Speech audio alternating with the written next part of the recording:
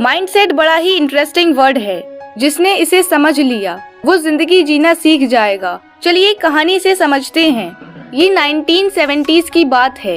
एक भारतीय footwear company जो इंडिया में तो काफी अच्छा काम कर रही थी, लेकिन अब उसका ड्रीम एक ग्लोबल कंपनी बनने का था। ये कहानी उस कंपनी में काम कर रहे सेल्स टीम के 2 टीम मेंबर्स की है।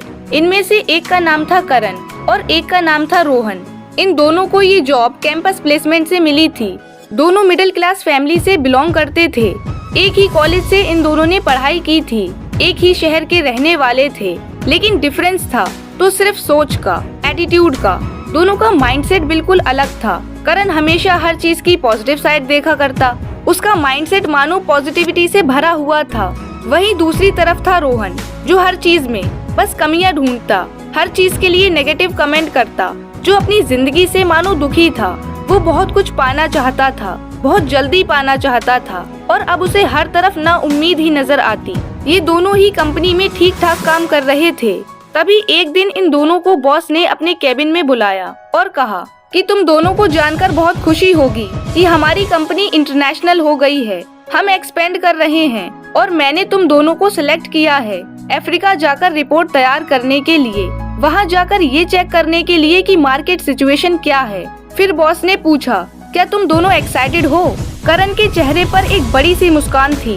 वो बहुत खुश था कि इस मिशन के लिए उसे ही चुना गया, जबकि कंपनी में ना जाने कितने और मैनेजर्स इस चीज के लिए एलिजिबल थे। This is a wonderful opportunity. वहीं दूसरी तरफ रोहन, जिसके मन में कुछ इस तरह के ख्याल थे। मुझे पता था ये बॉस शुरू से ही मुझसे चिढ़ता है, मन ही मन मेरा बुरा चाहता है, सब उल्टी सीधी चीजों के लिए मुझे ही आगे करता है। क्या जगह ढूंढी है कंपनी को इंटरनेशनल लेकर जाने के लिए। अफ्रीका, धूल मिट्टी मच्छर गरीबी, और फिर मुझे ही चुना वहां जाने के लिए। कुछ दिनों बाद दोनों अपनी अपनी पैकिंग करके नाइजीरिया के लिए निकल पड़े।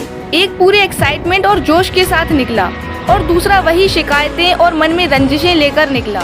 लगभग 15 दिन की इस ट्रिप के बाद दोनों को एक रिपोर्ट बनाकर वापस कंपनी हेडक्वार्टर्स टेलीग्राम करनी थी कि इनको क्या लगता है, नाइजीरिया कैसी मार्केट है, कंपनी के फुटवेयर वहां लॉन्च किए जाएं या ना किए जाएं, क्या स्कोप है।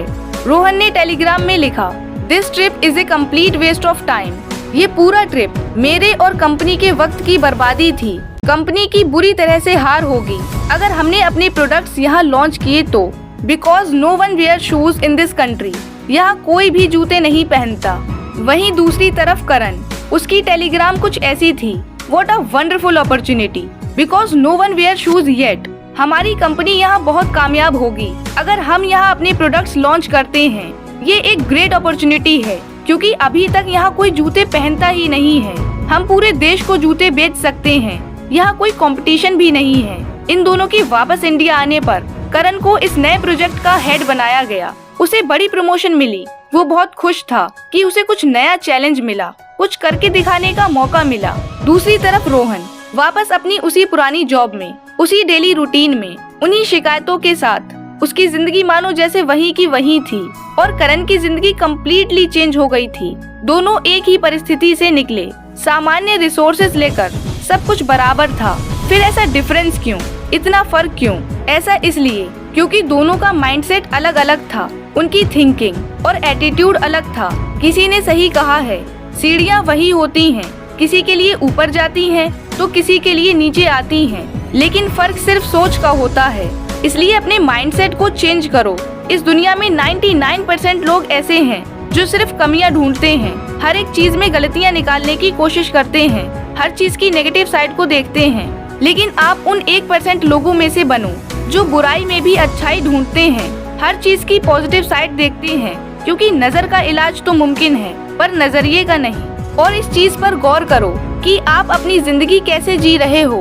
रोहन की तरह आपको बस चुनौतियां नजर आ रही हैं, मिले हुए मौके गवा रहे हो, या करण की तरह आपको अपॉर्चुनिटीज नजर आ रही हैं। आपको अपने माइंडसेट पर काम करने की जरूरत है, क्योंकि इंसान का जब माइंडसेट सही होता है तो वो हर चैलेंजिंग सिचुएशन में भी मौके ढूंढ लेता है और जिंदगी की इस रेस में वही लोग कामयाब होते हैं। Wish you all the best, stay tuned, stay motivated. Thank you, bye bye, take care.